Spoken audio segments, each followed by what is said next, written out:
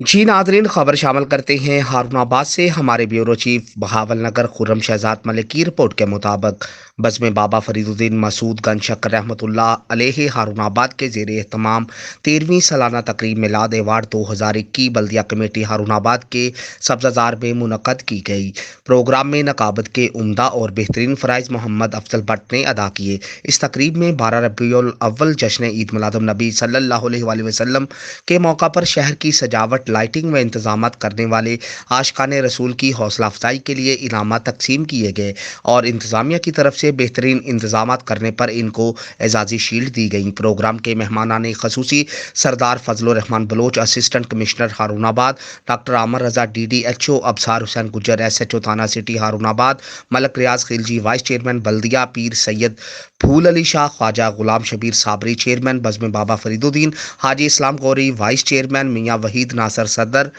چودھری آصف ریاض نائب صدر، راشد نور Ghori general secretary, بزم بابا فرید الدین مسعود گنج شکر، غلام نبی سپرا صدر بار ایسوسی ایشن ہارون آباد نے لائٹنگ، سجاوٹ کرنے والوں، انتظامیہ، علماء کرام، سیکورٹی برانچ، اسپیشل برانچ اور صحافیوں اور بلدیہ ملازمین میں انعامات تقسیم کیے۔ بالخصوص SHO تھانہ سٹی ہارون آباد ابصار حسین گجر نے اپنے دست مبارک سے regional union of journalist Pakistan کے ضلعی نیب صدر، معروف صحافی و کالم نگار ایڈیٹر خرم شہزاد ملک کو صحافتی خدمات پر خصوصی ایوارڈ سے نوازا۔ اس پروگرام میں معززین علاقہ کی کثیر تعداد نے بھرپور شرکت کی اور بزم بابا فرید الدین مسعود گنج شکر رحمۃ اللہ علیہ کی اس کاوش کو سراہا۔ پروگرام کے آخر میں حاضرین کے لیے بہترین عشائیہ کا اہتمام بھی کیا گیا۔